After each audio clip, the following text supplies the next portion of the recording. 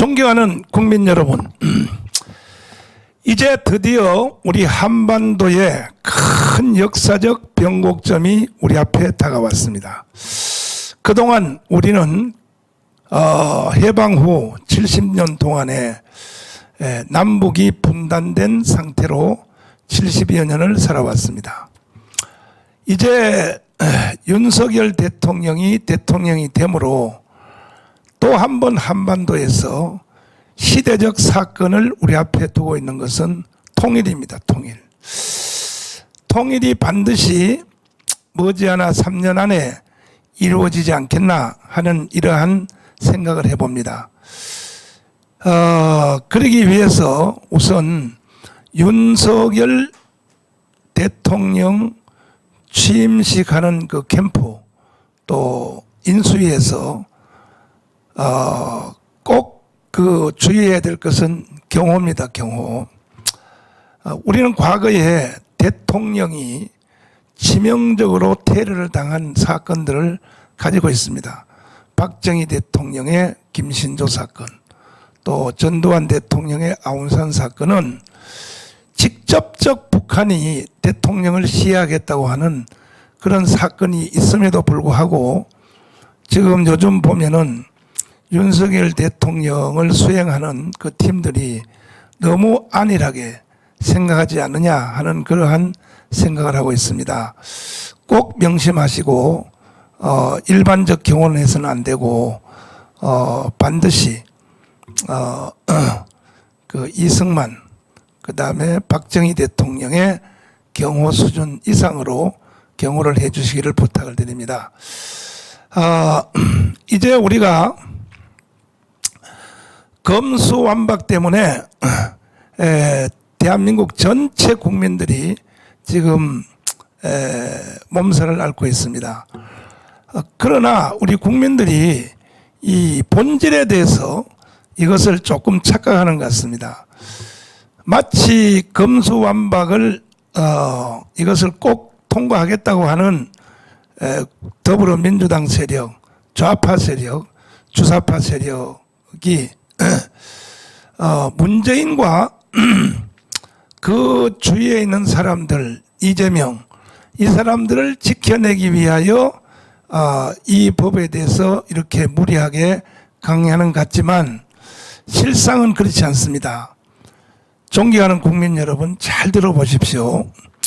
문재인 대통령의 5년 통치 기간은 김정은이가 직접 대한민국을 농단한 사건입니다.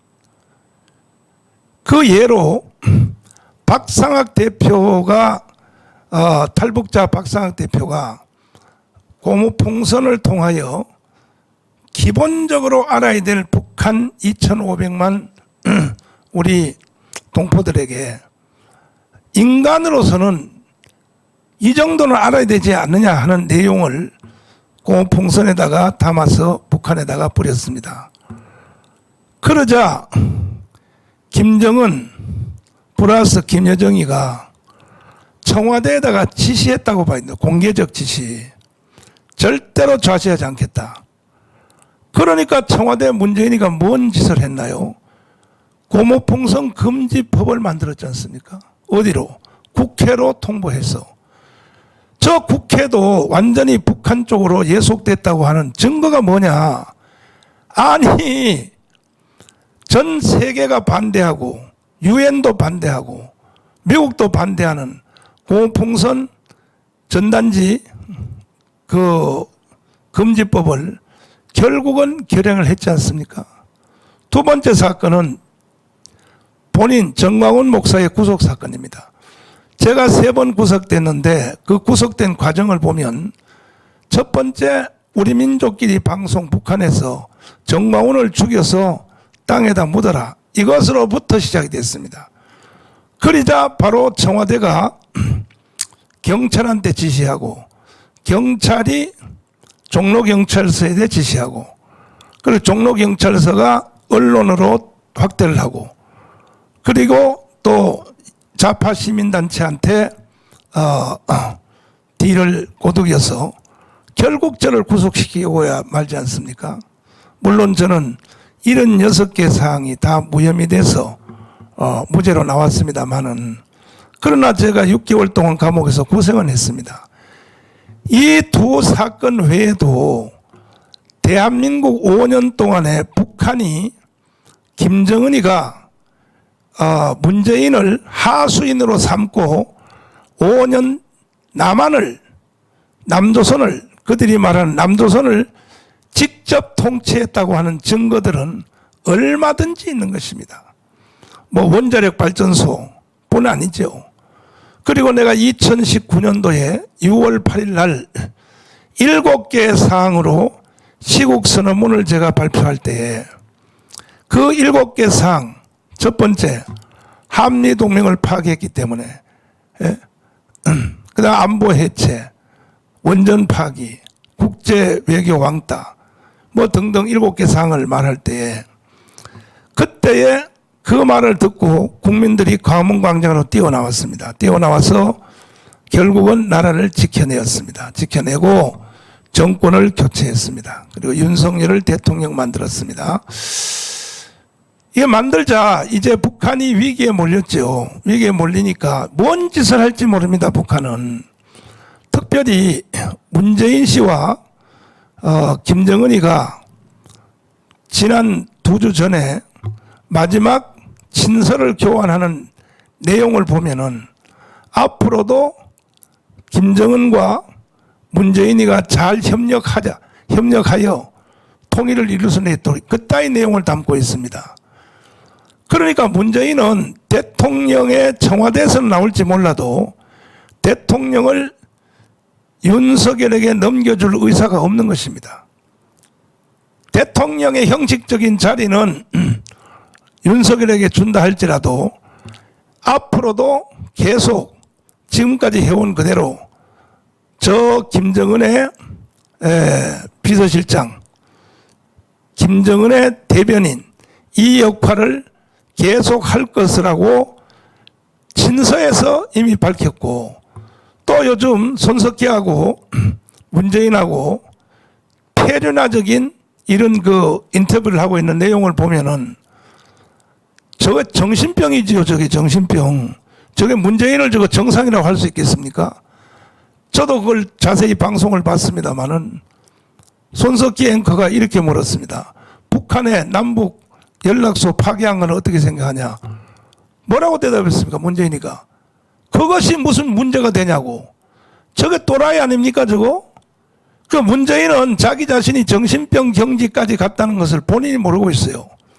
일반적인 모든 정신병도 공통점이 본인이 정신병 걸린 줄 아는 것 같으면 정신병 걸린 사람 없죠.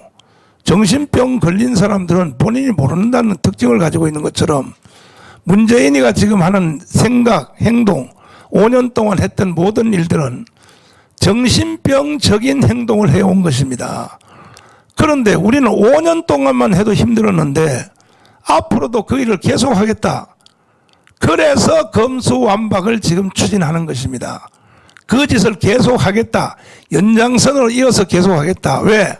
자기가 점령해놓은 국회, 그 다음에 언론, 그리고 또 시민단체, 또 노동단체, 정교조, 또 민주노총, 이 문재인이가 완전 장악해놓은 거기다가 공무원 숫자를 얼마나 늘려놨습니까? 공무원 숫자를. 그 자기가 임명해놓은 공무원들은 윤석열이가 대통령 된지 누가 대통령 돼도 착각하는 거죠. 자기의 지시를 받는다 이렇게 환각작용을 일으키는 겁니다. 그래서 문재인도 윤석열 대통령 취임식 해봤자 헛방이다. 계속 나는 비서실장 김정은의 비서실장의 임무를 계속 앞으로 해나갈 것이다. 그리고 아까 내가 뉴스에 보니까 가슴이 덜컹거리는 게 바이든 대통령이 21일 날 한국에 온다고 합니다. 와서 그러면 윤석열 대통령과 정상회담을 하면 되지. 아니 전임자하고 문재인하고 다시 회담을 하겠다. 얼마나 돈을 많이 갖다 줬으면 문재인 씨가 얼마나 미국을 공작을 했으면 트럼프까지도 공작하고 또 바이든까지도 또 돈으로 뭐 산 겁니까? 이따위 짓을 지금 하는 거예요, 지금. 지금도 손석희하고 인터뷰하는 모든 것에 대해서 한마디로 인정하지 않겠다는 내용 아닙니까? 윤석열 대통령을 하지 않겠다는 것이 전체 내용의 흐름인 것입니다. 그래서 윤석열 대통령에 대하여 제가 부탁드린 것은 첫째는 경호를 철저히 해 주시기를 바라고, 송영길 자기 편을 송영길을 테러하는 거 안 봤습니까? 그리고 어제 그저께 교도소에서 자살해서 죽었잖아요. 송영길 테러한 사람이. 이런 걸 보고도 국민들이 못 깨닫습니까? 그러면 송영길을 왜 자기 편끼리 왜 송영길을 죽였느냐? 송영길이가 그쪽 안에서는 그나마 합리적 사람으로 되어 있단 말이에요. 왜 그러냐? 원자력 발전소 포기한 것은 잘못된 거다. 원자력 발전소 새로 시작 돌려야 된다. 이거 당 대표로서 당연히 할 말이죠.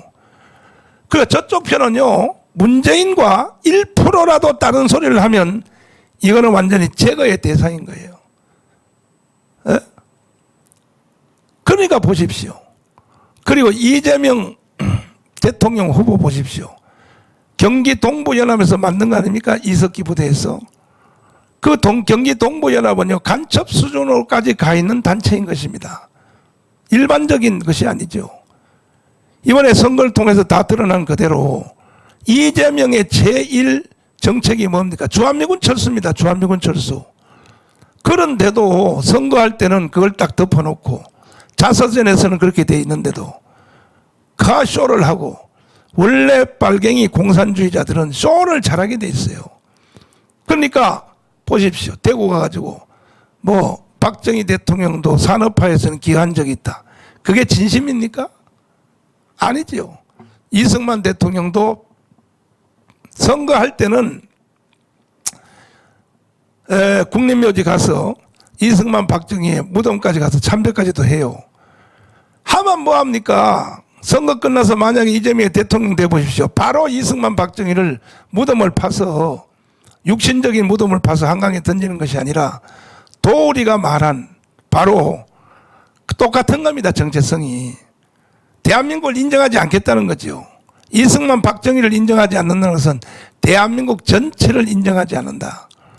문재인은 계속 그렇게 연설해 왔고 48년 8월 15일 건국을 인정할 수 없다. 존경하는 국민 여러분, 자 이제 대통령 취임식을 우리는 앞두고 있습니다. 무슨 일이 일어날지를 우리는 자세히 살펴봐야 됩니다. 우선 가장 큰 심각한 얘기는 지금 민노총, 정교조, 좌파 시민단체 이 세력들이 대통령 취임식 전에 국가를 내란 상태로 몰고 가기 위하여 지난주부터 가문광장에서 촛불 시위를 시작했습니다. 엄청나게 모이기 시작했습니다. 저들의 난동과 문재인의 저 계략과 저의 상태를 저러다 말겠지 하고 이렇게 했다가는 박근혜 대통령 탄핵당한 것과 같이 지금 이명박 대통령이 감옥에 다시 들어간 것처럼 아마 머지않아 윤석열이가 감옥 갈 날이 멀지 않을 것입니다. 그래서 저는 이 시대의 선지자로서 국민 여러분들에게 감히 긴급 부탁 담아의 말씀을 드리는 것은, 모든 것은 시기와 때가 있습니다. 이번 토요일 내일입니다. 오후 1시까지 그동안에 5년 동안 저와 함께 가문운동을 해왔던, 한 번이라도 가문광장에 참여했던 분들은 다 나오십시오. 제가 이렇게 말씀드릴 때는 지금 여러분에게 말씀을 드리지 못할, 밝히지 못할 내용들이 많이 있습니다. 미국으로부터, 심지어 북한의 지하교회로부터 저한테 온 정보들이 많이 있습니다. 그래서 이번에는 윤석열을 다시 감옥에다 보낼 수가 없습니다. 탄핵당하는 것을 볼 수가 없습니다. 지금 보십시오. 저들이 하는 그 주제가 뭡니까? 체제 대전환 아닙니까? 과거에 민주노총이 데모를 할 때는 노동조건, 임금, 노동환경, 노동시간 이런 걸 가지고 시위도 하고 데모도 하고 집회를 해왔거든요. 근데 지난 1년 동안에 그들이 했던 시위의 주제가 뭡니까? 체제 대전환입니다. 체제 대전환, 말이 세련된 것 같죠? 체제 대전환이 뭡니까? 인민공화국으로 가겠다는 바로 그걸 노골적으로 선포한 거거든요. 이런 말씀을 듣고도 국민들이 또 무슨 쟤들이 저다 그만두겠지 해다가는 이명박, 박근혜 다음에 윤석열 정부는 반드시 희생당할 수밖에 없기 때문에 선지자 정강훈 목사의 말을 들으십시오. 정말로 대한민국을 지키기를 원하시는 분들, 대한민국을 좋아하는 사람들, 70년 동안에 75년 동안에 대한민국의 건국을 인정하는 사람들, 이렇게 자유롭고 풍요한 대한민국을 지킬 가치가 있다.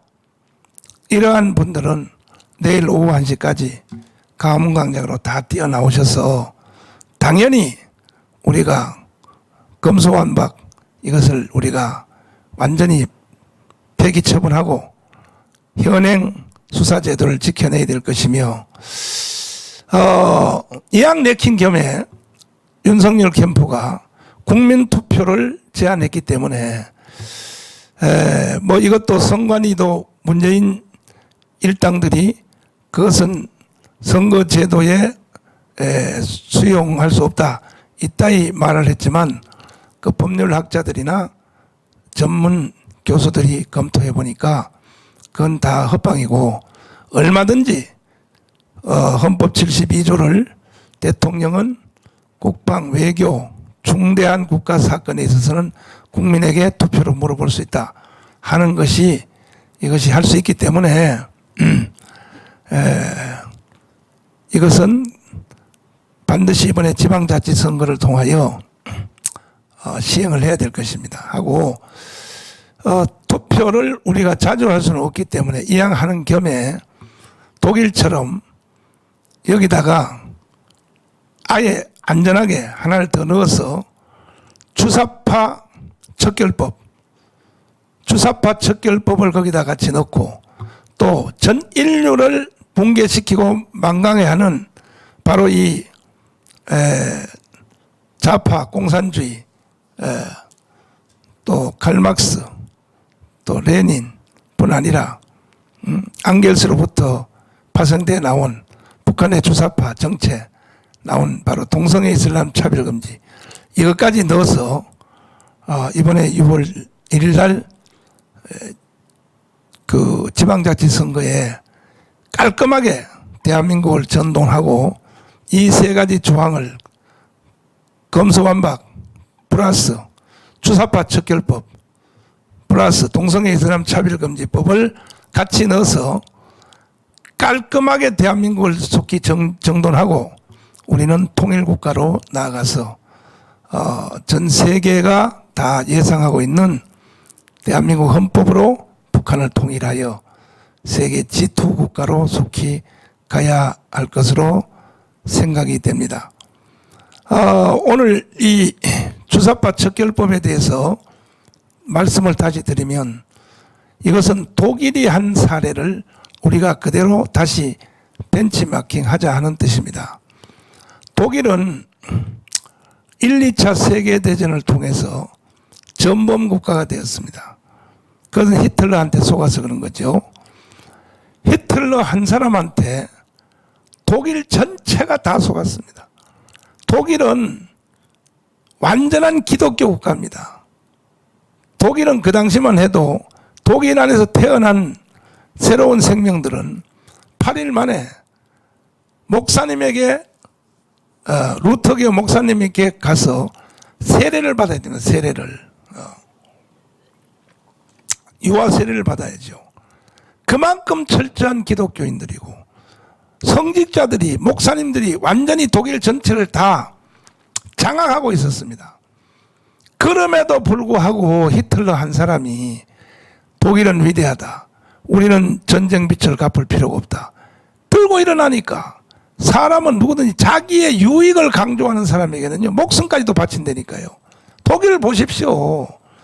그래서 히틀러 한 사람에게 독일의 전부 정치, 종교, 그 다음에 지도자, 교육 전체가 광란으로 다 넘어갔을 때 제가 늘 구호로 사용하는 보네프 목사님이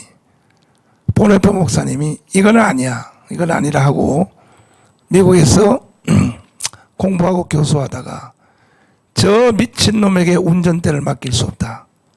제가 5년 전에 뭐라고 했습니까? 문재인에게 내가 말했지 않습니까? 보네프 목사님이 한 그 말을 매주일마다 내가 조중동에다가 그 비싼 광고를 내면서 미친놈에게는 운전대를 맡길 수 없다. 이걸 내가 5년 동안을 1년에 20억 가까이의 광고비를 써가면서 내가 이걸 계속 국민들에게 선포를 해왔습니다. 그래서 보네프 목사님은 그때에 히틀러 저놈은 살려줘만 미친놈이 운전대를 잡으면 독일 국민 전체가 딱 1억 가까이 되는 독일 국민 전체가 이거는 몰락할 수밖에 없다 해서 미국에서 독일로 들어간다고 할 때에 동료들이 보네프 목사님을 붙잡고 야, 너 죽으려고 환장했냐? 히틀러가 누군지 몰라? 들어가면 너는 살해당해. 그래서 가지 말라고 그렇게 말렸을 때에 그 위대하신 보네프 신학자 목사님이 이렇게 말했습니다. 미친 자에게 운전대를 맡길 수 없다는 것이 대표 워딩으로 되어 있지만 그 앞에 뭐라고 되어 있냐? 목사라고 하는 것은 무엇이냐? 목사는 성도들이 죽은 뒤에 한 송이의 국화꽃을 가지고 성직자의 가운을 뒤집어 쓰고 장례식을 치루어주는 사람이 아니요. 목사는 뭐냐? 성도들이 죽음이 가까워왔을 때 죽음을 막아주고 오히려 성도들을 위하여 대신 먼저 순교하는 사람이 이게 목사가 해야 될 일이다 하고 동료들의 간청을 다 뿌리치고 결국 독일로 들어가서 히틀러 저격단을 만들어서 활동하다가 결국 체포되어서 히틀러가 애인하고 둘이 자살하기 바로 한 주일 전에 보네프 목사님이 아깝게 처형을 당했습니다. 저는 가문 애국운동을 하면서 지금까지 이 보네프 목사님이 선언한 미친놈에게 운전대를 맡길 수 없다, 이와 같은 주제로 그 왜 문재인이가 미쳤느냐 하는 것을 7가지 때문에 미쳤다, 이것을 제가 부르짖어 왔고 제 말을 우리 국민들이 많이 흡수하고 알아들으셔서 그래도 1차적으로 윤석열을 통하여 정권교체를 이루었기 때문에 대한민국 수명이 다시 5년 연기되었다고 생각합니다. 이제 우리는 그 어떤 이유도 반격하는 자들에게 우리가 역반격을 당해서 또 대한민국을 어렵게 내줄 수는 없기 때문에 내일입니다. 내일 여러분 한 번 수고하면요, 한 번 수고하면 우리가 5년 동안을 편히 살 수 있고 우리가 대한민국 국민으로서 국가가 보장하는 국가의 혜택을 누릴 수 있습니다. 그러나 하루 바쁘다고 해서 여러분들이 주저주저 하면은 5년 동안 또 편히 못 산다고요. 그러므로 여러분 저의 말을 잘 여러분들이 이해해 주셔서 내일 우리가 가문광장에 모여서 검수완박 이 법에 대해서 국민들의 실력으로 우리가 한번 보여줘야 될 것이고 국회의장 그리고 국회 부의장 더 이상 역사의 죄인 되지 말기를 경고합니다. 존경하는 국민 여러분, 내일 오후 1시에 우리 가문광장에서 꼭 여러분 다시 만나고 다시 말씀드리기를 1150만 명 3년 동안 가문광장에서 저와 함께 애국운동에 오셔서 한 번이라도 서명하신 분이 1150만 명입니다. 바로 1150만 명, 우리가 정권교체를 한 주력 세력 아닙니까? 많은 분들이 또 이미 섭섭해서 가문광장에서 1150만 명, 우리가 정권교체는 우리가 주역인데 인수위에서 말이야 윤석열 캠프에서 우리를 무시하고 말이지. 그동안에 윤석열 대통령이 움직이는 그 모든 행사 보면은 뭐 지방도 가고 또 뭐 단체도 가고 다 갔는데, 남대문 시장도 가고 다 가면서 강화문을 한 번도 안 들린다. 그런 섭섭함이 있다고 말하지만 우리는 그런 적게 째째하게 그렇게 놀지 맙시다. 그분도 뭔 사정이 있겠죠. 그러니까 우리가 넓게 마음을 품고 내일 오후 1시에 우리가 다시 모여서 대한민국에는 우리가 있다. 그러므로 민노총 까불지 마. 정교조 까불지 마. 좌파 시민단체, 그 다음에 주사파 세력들 빨리 포기해. 이명박과 박근혜를 깜빵 보내는 그 재미를 지금도 느끼는 것 같은데 이번에는 안 된다는 사실을 분명히 알고 빨리 포기를 하고 전향을 하고 돌아오기를 바랍니다. 내일 오후 1시에 여러분 가문광장에서 저와 함께 만납시다. 감사합니다.